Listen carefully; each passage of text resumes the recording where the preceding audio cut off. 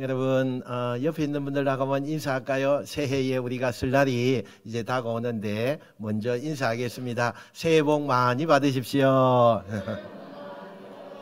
네, 너무 감사합니다. 새해는 여러분이 가정에 참 묶였던 부분이 있다면 풀어지는 역사가 일어나고 또 여러분의 생업에도 복을 많이 받는 은혜가 있으시길 축원합니다.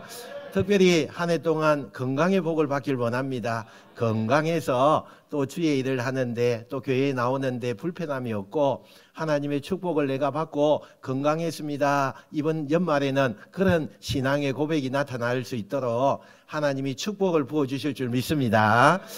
한 해 동안 여러분 많은 일들이 일어나겠지만 두려워하지 말고 오늘 제가 희망의 말씀을 좀 준비했는데 그 희망의 말씀대로 여러분의 큰 은혜가 나타나고 또 죽어가던 것이 살아나고 하나님이 주시는 축복을 날마다 누리는 여러분 되시길 축원합니다. 오늘 우리가 에스겔서 37장에 있는 말씀으로 우리가 잠시 은혜를 나눌 텐데요. 여러분 그리스도인들에게는 하나님이 어떤 환경을 주시든지 간에 그 환경을 우리가 잘 헤쳐나가는 것이 참 중요합니다. 그래서 우리가 절대 포기하지 말고 희망을 가지고 하나님이 도와주신다라는 이 희망으로 나아가시면 하나님께서 여러분의 길도 활짝 열리게 해주시고 은혜도 한없이 부어주셔서 그때그때마다 주시는 새로운 생기, 새로운 힘이 나타나는 은혜가 있을 줄 믿습니다. 여러분 우리가 똑같은 어려움을 만날 때 어떻게 포기하지 않고 내 상황에 꺼져가는 불씨를 끝까지 되살릴 수 있을까? 무엇이 우리 가정과 내 인생에 꺼져가는 그 희망의 불씨를 다시 지필 수 있을까? 이런 질문과 함께 오늘 본문 말씀 에스겔 37장의 말씀을 만나보도록 하겠습니다. 오늘 주인공은요 에스겔입니다. 에스겔 쓰니까 에스겔, 남유다의 왕국에서 활동하던 제사장 에스겔입니다. 결국 그의 인생은 아버지 뒤를 이어서요 제사장으로 살면 너무나 편안하게 사는 그런 삶이 보장되어 있는 인생입니다. 하지만 오늘 한번 지도를 볼까요? 이 지도에 보듯이 에스겔의 인생은요 주전 957년에 일어난 사건 때문에 그 인생이 완전히 휘몰아치게 되어집니다. 바로 남유다가 바벨론의 지배를 당하면서 당시 남유다 백성들이 바벨론에 많이 포로로 끌려가는 인생이 되고 만 것입니다. 그때 포로 일행 중에 에스겔도 그곳에 함께 속해져 있었다는 사실이에요. 포로로 끌려간 사람들 대부분은 처음에는 희망을 가지고 있었습니다. 하나님께서 당신의 백성을 버리시지 않을 것이다. 하나님께서 예배하는 성전이 있는 저 도시를 버릴 리는 없지. 그래서 우리는 지금은 포로지만 곧 하나님이 이스라엘을 이기게 하셔서 우리의 조국 성전이 있는 예루살렘으로 돌아가게 될 것이다. 이런 희망을 품고 저들이 포로지만 힘을 얻고 으쌰으쌰 하면서 나가게 되었다는 겁니다. 그런데 현실은 기대와 정반대로 계속 상황과 환경이 그렇게 몰아가고 있었어요. 주전 586년 남유다는 완전히 바벨론에게 망하게 되어집니다. 하나님의 도시로 자부했던 시온 성전이 있던 그 예루살렘이 점령을 당하고 심지어는 하나님 앞에 늘 예배드리던 그 정말 헌모하고 늘 하나님 앞에 나오면 희망차게 나왔던 그 성전이 무너지고 불타는 일들이 일어나게 되었습니다. 포로들이요 충격을 받게 되죠.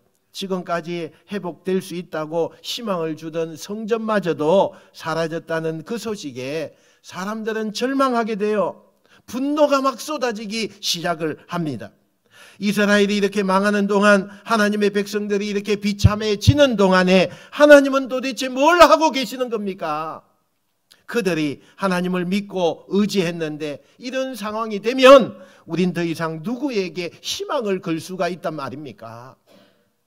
그렇게 절망하고 울부짖고 하나님을 향해 원망하던 이스라엘 백성들을 그래도 에스겔은 다독거리면서 희망을 포기하지 말라고 위로하지만 이 에스겔조차도 그 환경과 여건을 바라볼 때에 희망이 없어요. 너무나 힘이 없어지게 되고 도대체 하나님은 살아계십니까? 라는 의문을 가질 수밖에 없었어요. 사실 백성들에게도 그래도 하나님이 하실 일을 기대하자고 위로하고 있지만 에스겔 그의 마음도 이제는 안 될 거야 라는 마음이 점점 강해지기 시작할 때입니다. 바로 이런 배경을 가지고 오늘 에스겔서 37장 말씀이 이어지고 있는 것입니다. 그렇게 에스겔도 지쳐가고 있을 무렵에 어느 날 하나님께서요 강권적으로 에스겔을 불러서 세웁니다. 그리고는 환상을 보여주시는 거예요. 이 에스겔은 한 골짜기로 하나님께서 인도하십니다. 그 골짜기에 보니까 죽은 지 오래된 그런 하얀 뼈들이 숫자를 헤아릴 수 없을 만큼 그 골짜기에 가득 메운 사람의 뼈들이 있는 곳에 에스겔이 서게 되어집니다. 그리고는 에스겔에게 이렇게 질문을 합니다. 에스겔아, 네 앞에 놓인 이 뼈들이 다시 살아날 수 있겠느냐? 이렇게 에스겔을 향하여 질문을 해요. 이때 에스겔이 하나님이 질문을 하니까 대답은 해야 되니까 아주 묘하게 대답을 해요. 주님이 아십니다. 이렇게 대답을 해요. 무슨 뜻입니까? 문맥상으로 보면 너무나 겸손하고 믿음이 있는 말 같지만 내심은 나도 잘 모르겠다. 내지는 이게 되겠습니까? 라는 이런 마음이 깔린 대답이라는 거예요. 결국 그 마른 뼈들은 지금 이스라엘의 현실을 얘기하는 거 아닙니까? 그러니까 우리 민족이 다시 회복되고 조국으로 돌아가고 성전이 회복된다는 게 지금 상황에서 가능하겠습니까? 이런 상황적 측면에서 절망의 생각을 에스겔은 하고 있다는 거예요. 이때 하나님께서 그런 마음으로 주저앉는 에스겔에게 이렇게 명령합니다. 내가 내 입으로 이 앞에 있는 뼈들을 향해서 내 말을 전해라. 야, 마른 뼈들아, 하나님께서 말씀하시기를 너희에게 힘줄을 주고 살이 입히고 생기를 넣어서 다시 너희에게 생명을 살리게 하신다. 이렇게 네가 명령해라. 하나님이 그렇게 말씀을 하고 있어요. 그렇게 선포하래요. 그리고 하나님이 에스겔에게 강하게 그 이야기를 하고 있는 거예요. 이때 에스겔이 하나님이 강하게 그렇게 말씀하라고 하니까 뭐라고 하느냐? 7절 말씀에 한번 따라합시다. 내가 명령을 따라 대언하니. 이 에스겔은요 절망 가운데 있고 아무 희망이 없는 그 마음 속에 내가 명령을 따라 대언하니 그렇게 하나님의 말씀을 대언하기 시작했다는 거예요. 하나님께서 너 강하게 그렇게 한번 외쳐봐라. 그러니까 에스겔이 그 명령대로 마른 뼈들이 있는 그 골짜기의 뼈들 향해서 너희들이 살아날 것이다라고 선포를 합니다. 대단히 평범해 보이는 이 성경의 이야기 속에 오늘 현대인들은 희망의 불씨가 점점 꺼져가는 나의 인생, 우리의 가정, 이 사회 앞에 너무나 중요한 하나님의 진리를 발견할 수가 있다는 것입니다. 우선 지금 에스겔은 상황상 하나님이 그렇게 말하라고 하는데 쉽게 그 말이 나오지 않아요. 그렇게 하나님을 기대하고 하나님의 능력을 그렇게 의지했는데 현실은 하나님의 능력과 하나님의 의지하는 것은 다 숲으로 돌아간 절망의 상황 아닙니까? 아무리 하나님이라도 이 죽은 뼈들, 또 아무리 하나님이라도 이 망한 이스라엘을 어떻게 되돌릴 수가 있겠습니까? 그런 회의와 의심이 되는 때 아닙니까? 그런데 하나님이 그렇게 외쳐라고 하니까 할 수 없이 하나님이 옆에서 그렇게 말씀하니까 외친다 하더라도 확신이 있는 외침이 되겠느냐는 거예요. 개우 개미 소리만 하게 하나님이 이 뼈들을 살리신단다. 뭐 이 정도 그렇게 외칠 수 있는 그런 에스겔의 마음 아니겠어요? 근데 에스겔은 하나님이 강하게 말해라 라고 하는 그 말씀을 그대로 받아서 힘차게 그 뼈들을 향해서 확신을 가지고 외쳐요. 마음속에는 인간의 의심, 눈으로 펼쳐진 그 환경을 볼 때는 회의감이 들지만 지금 보여지는 그 상황들 이런 게 다 절망적이지만 하나님이 전하라고 하시는 긍정의 말을 에스겔은 결국 뼈들을 향해서 확신 있게 힘차게 외치고 있다는 사실이에요. 어떻게 그렇게 할 수 있느냐? 그 힌트가요, 오늘 우리가 읽지 않았지만 37장 1절에 힌트를 얻을 수가 있어요. 우리 한번 볼까요? 앞에 나와 있는 대로 한번 읽어보겠습니다. 시작. 여호와께서 그의 영으로 나를 데리고 가서, 아멘. 자, 여기에 보니까 그의 영으로, 여호와의 영이라고 했어요. 스피릿이라고 영어 성경에 기록되어 있어요. 이것은 성령을 말하는 거예요. 성령을 말해요. 예수께서 성령에 이끌려서 공생의 사역을 시작하고 거기에서 힘을 얻고 하나님이 인도하시는 대로 예수님이 나아갔듯이 지금 에스겔에게 성령이 임하니까 자기의 의지와 감정이 아닌 성령에 이끌려서 담대하게 이 뼈들을 향하여 하나님이 원하시는 말씀을 외칠 수 있었다는 거예요. 내 감정 또 내 이성, 내 의지가 아니라 성령께서 나를 이끄시고 성령께서 나에게 힘을 주시고 성령께서 그 말을 전하도록 이끄셨다. 이 말씀을 지금 하고 있는 거예요. 그랬더니 어떻게 됩니까? 그 담대한 선언 뒤에 뼈들이 서로 연결이 되어지고 그 뼈들 위에 피부가 돋아나는 역사가 일어나게 되었다는 사실입니다. 에스겔조차도 불가능하다고 생각했던 일들이 실제로 일어나는 놀라운 일이 시작되어집니다. 이것은 중요해요. 중요해요. 여기에 중요한 것이 지금 이 환상의 이야기 가운데 이 일이 언제 일어나느냐는 거예요. 이 기적이 어느 타이밍에 일어났냐, 이것을 우리가 봐야 돼요. 그것이 에스겔이 성령의 힘으로 긍정의 말을 외쳤을 때 죽은 존재가 살아나고 다시 희망을 갖는 기적이 거기서부터 시작이 되었다는 말씀입니다. 저나 여러분이나 살다 보면 이 에스겔처럼요, 우리의 눈으로 또 우리가 피부로 만나는 수없는 절망의 순간이 얼마나 많습니까? 아, 이거 안 되겠구나. 아, 이건 내가 포기해야 되겠구나. 내가 더 이상 버틸 수가 없어. 이건 안 되는구나. 이것은 아무리 몸부림쳐도 가망성이 없어 보여. 이렇게 우리가 좌절하고 희망의 불씨가 꺼질 때가 우리의 인생에 얼마나 많습니까? 새해가 들어서 이 나라의 민족을 우리가 봤을 때 얼마나 가슴이 답답합니까? 이 나라가 지금 어떻게 될까? 저 국회에서는 지금 무슨 일을 하고 있는가? 대통령은 탄핵을 당하여서 저렇게 되어 있는 그 모습을 보면서 우리의 가슴이 답답하고 어떻게 이 나라가 다시 바르게 세워질 수 있을까? 이런 마음이 우리가 들 때 여러분 진짜 이 에스겔의 마음을 우리가 좀 이해할 수 있지 않겠습니까? 그때 여러분 우리가 혹 이 꺼져가는 내 인생, 우리 가정, 이 희망의 불씨가 정말 꺼져간다고 생각하는 이 나라의 민족 다시 일으키기에 가장 좋은 방법이 있다면 그게 뭐냐? 바로 우리 입술로 긍정의 말, 희망의 말을 외치는 거예요. 할렐루야. 여러분 이 상황이 될 때 우리의 말은요, 희망의 말이 없습니다. 날마다 걱정하는 말, 날마다 불평하는 말, 날마다 절망적인 말, 이런 말만 하지 않아요. 그러나 아니에요. 긍정의 말, 희망의 말을 외쳐야 되는 거예요. 되게 많은 학자들이 이런 주장을 합니다. 생각이 언어를 만든다. 물론 틀린 얘기는 아닙니다. 우리의 내면에 있는 어떤 생각이 있으면 그 생각대로 내가 말을 툭툭 내뱉는 거죠.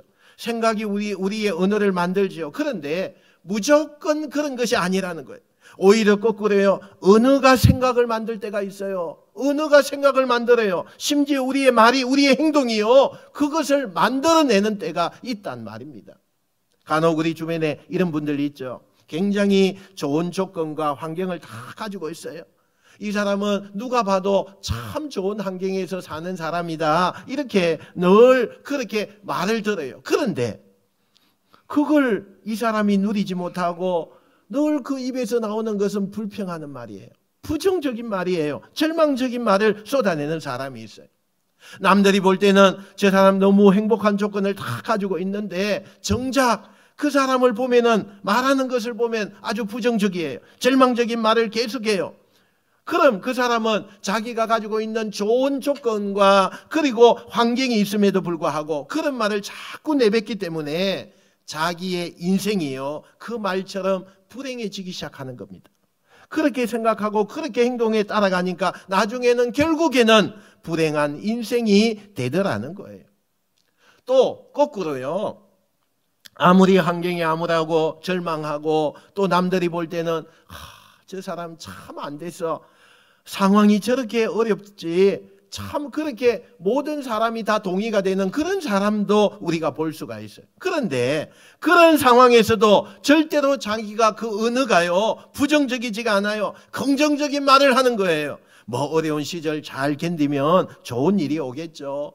아마 이것은 다 제 몫일 거예요. 제가 감당해야죠. 그러면서 그 최악의 상황에서도 꿋꿋하게 긍정의 희망의 말을 쏟아내면 결국 그 사람은 나중에 그 생각과 그 행동이요 희망을 찾아서 긍정적이고 희망찬 인생으로 발돋움을 하더라는 거예요.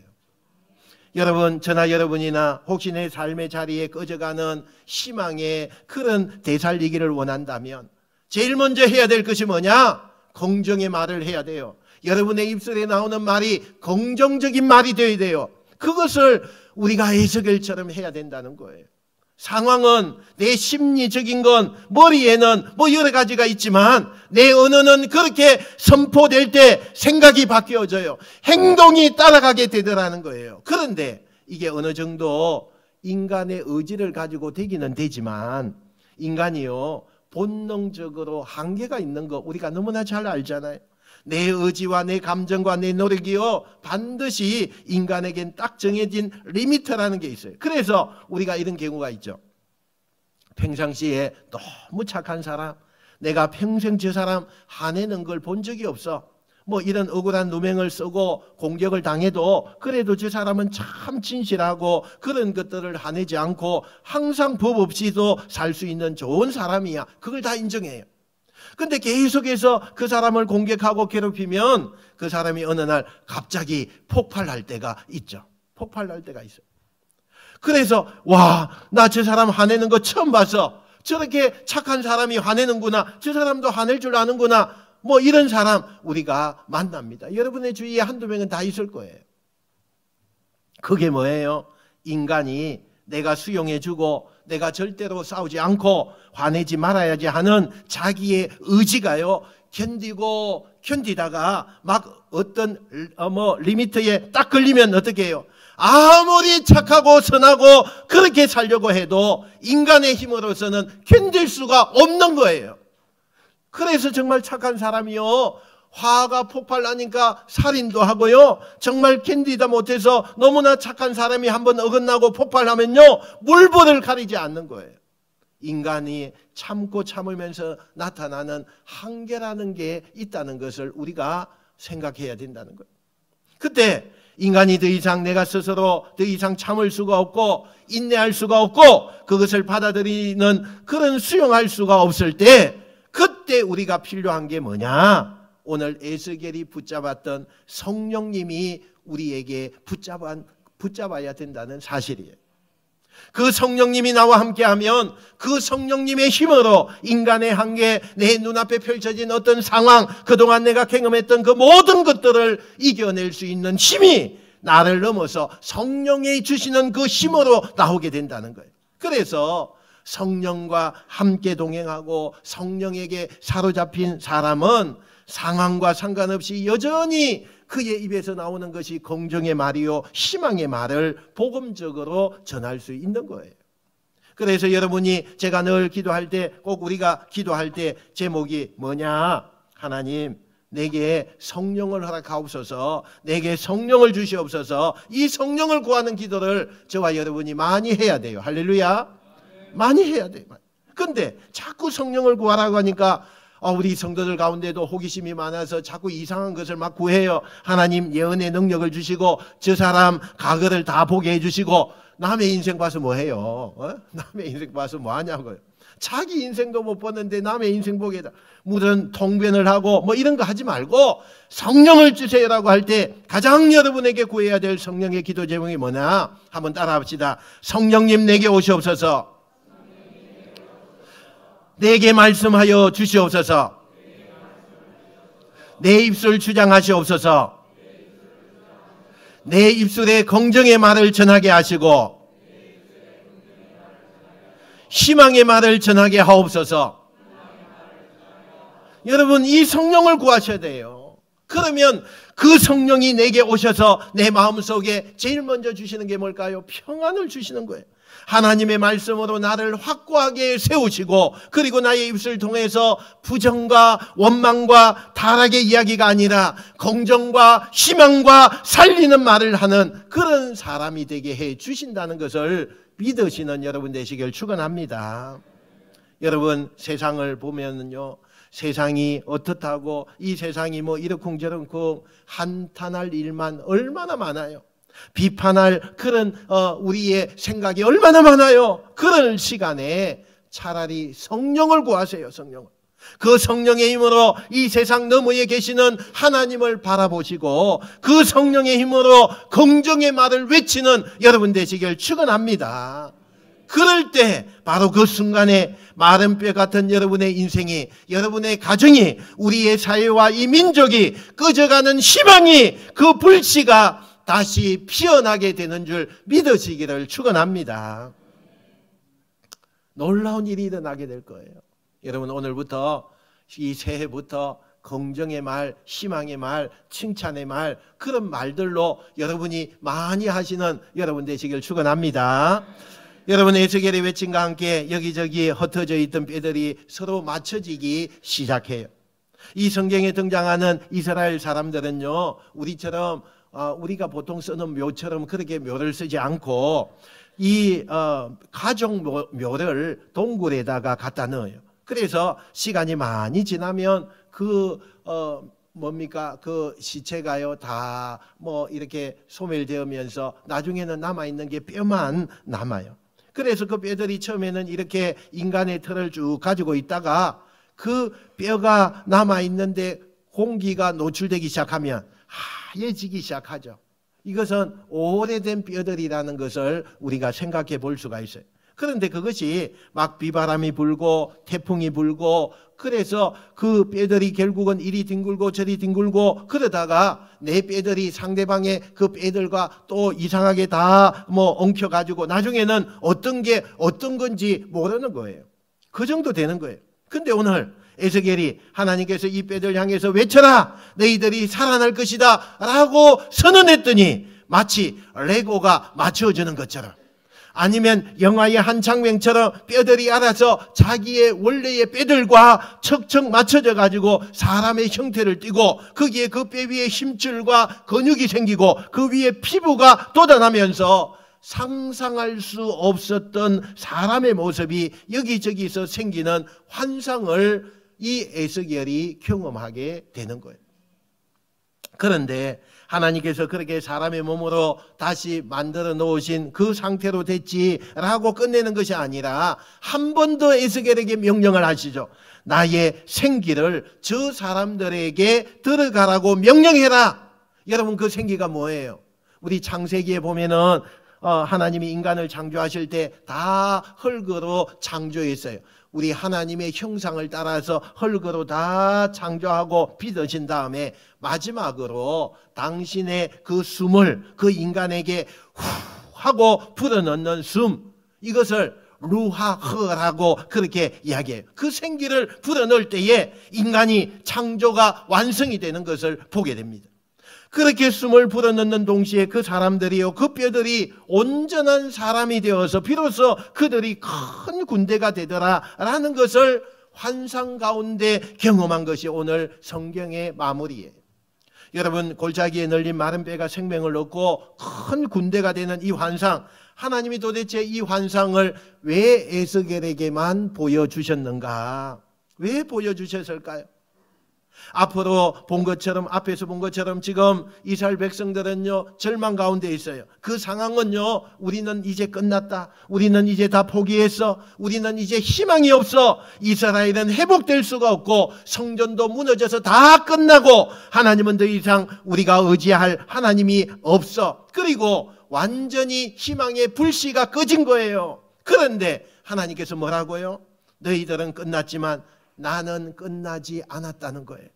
내가 반드시 너희를 살릴 것이다. 이 메시지를 이 에스겔을 통해서 주시려고 하는 거예요.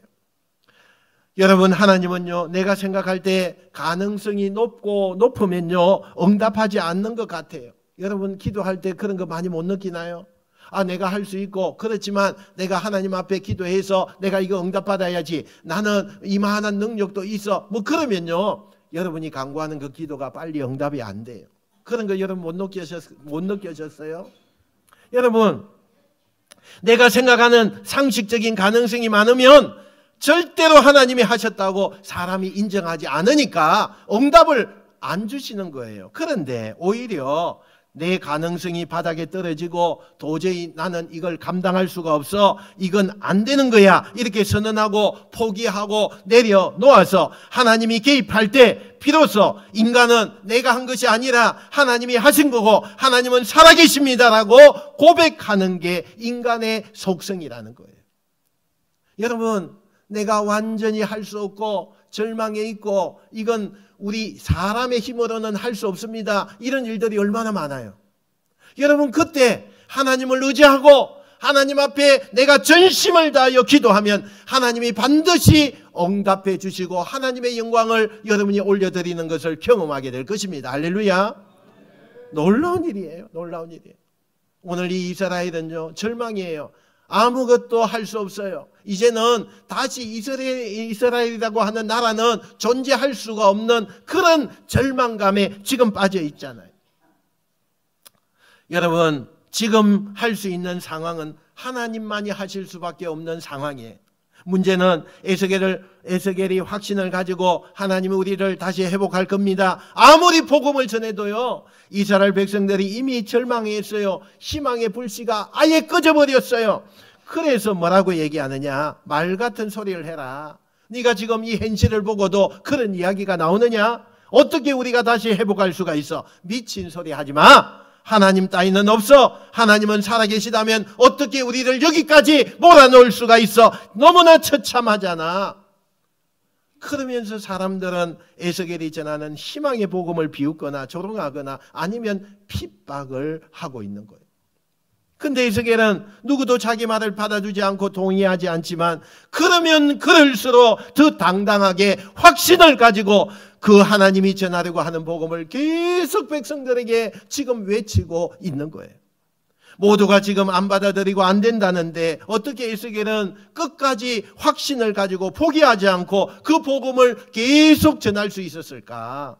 이유는요, 이유가 있죠. 에스겔은 마른 뼈를 살리시는 하나님의 모습을 생생하게 환상 가운데 경험했기 때문에, 불가능하고 안 되고 이건 도저히 있을 수가 없어, 인간이 어떻게 이런 것을 우리가 볼 수 있지 라고 하는 그 상황을 경험했기 때문에, 우리가 이것을요 긍정의 경험이라고 그래요. 긍정의 경험.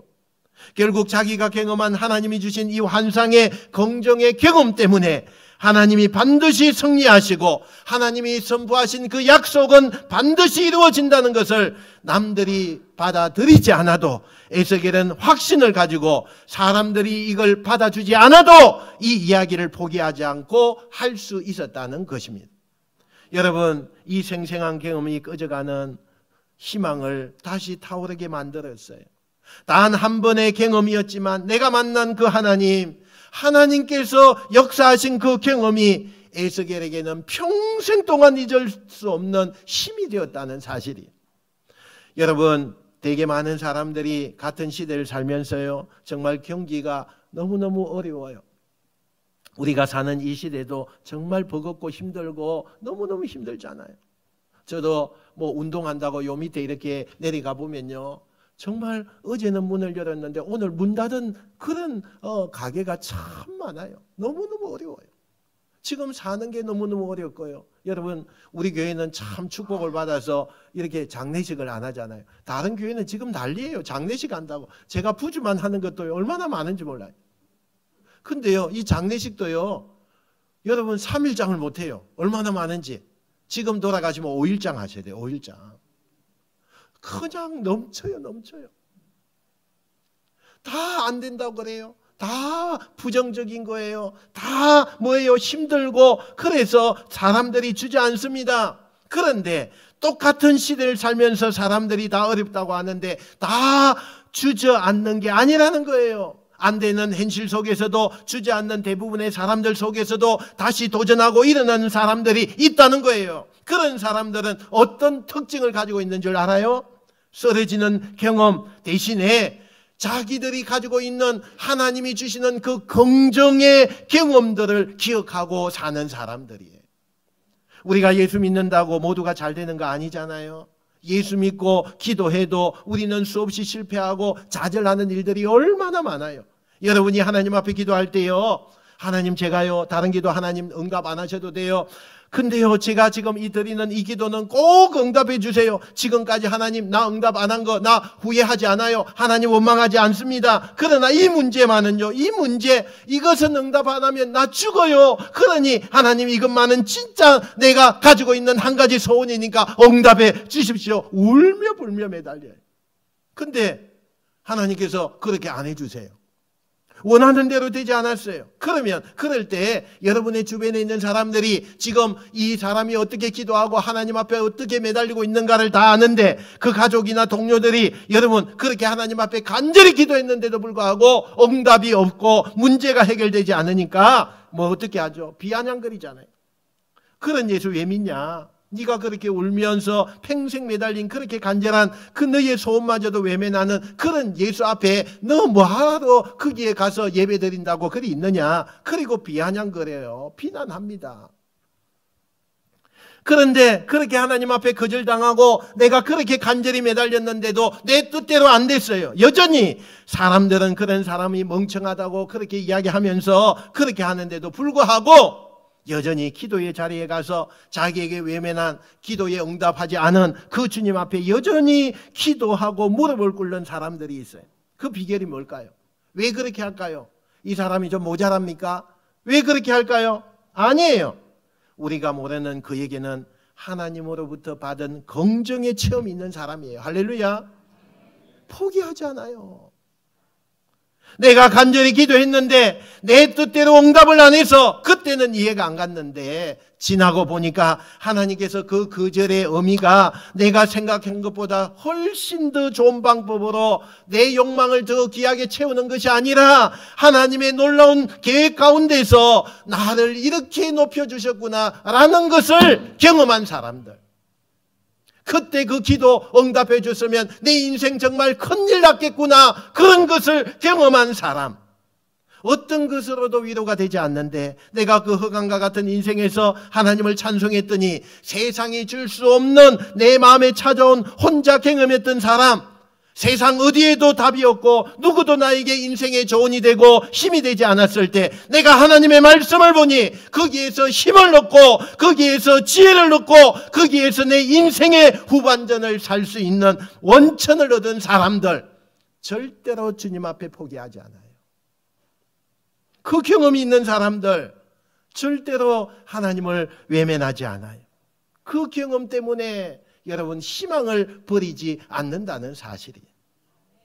여러분 안 되는 경험에 사로잡히지 말고 특별히 안 되는 경험을 가지고 부정적인 인생의 그 소설을 쓰지 말고 적더라도 작더라도요 긍정의 경험을 떠올리면서 기대하고 인내하고 도전하는 여러분 되시기를 축원합니다. 이 새해는요 여러분 부정적인 것을 좀 줄이세요. 이제 이 새해부터는요 긍정의 힘을 가지고 하나님 앞에 감사하면서 나아가 보세요. 여러분 우리가 감사 예물 드리잖아요. 그 감사 예물 드릴 때 작은 것이라도 감사의 제목을 적고 하나님 앞에 감사하면요 하나님은 그 작은 것에 감사하는 자에게 큰 것도 반드시 주실 줄 믿습니다. 그래서요 감사하는 사람은 어떻게 되죠? 계속 감사하는 일로 하나님이 채워주시는 거예요. 여러분의 인생이 그런 인생이 한 해가 되시기를 축원합니다. 그러면 반드시 그 불씨가 끄트러지지 않고요 애쓰는 여러분에게 하나님은 그 불길을 활활 타오르도록 여러분의 인생에 부흥을 허락해 주실 것입니다. 여러분 불씨가 꺼질 때, 불씨가 막 꺼져갈 때 에이 뭐 알아서 다시 살아나겠지 이렇게 생각하고 그냥 놔두면요 그 불씨는 꺼집니다. 그런데 불씨가 꺼질 때 어떻게 하든지 불쏘시개를 넣고 부채질하면서 연기를 맡아가면서 그 불씨가 안 꺼뜨려지도록 몸부림치는 사람이 그 불씨를 살리는 거예요. 할렐루야. 불씨를 살리는 자가 돼야 돼요. 희망도 똑같아요. 나나 우리 가정과 내 인생에 희망의 불씨가 점점 꺼져가려고 할 때 될 대로 되라 이렇게 방치하면 그 불씨는 꺼지는 거예요.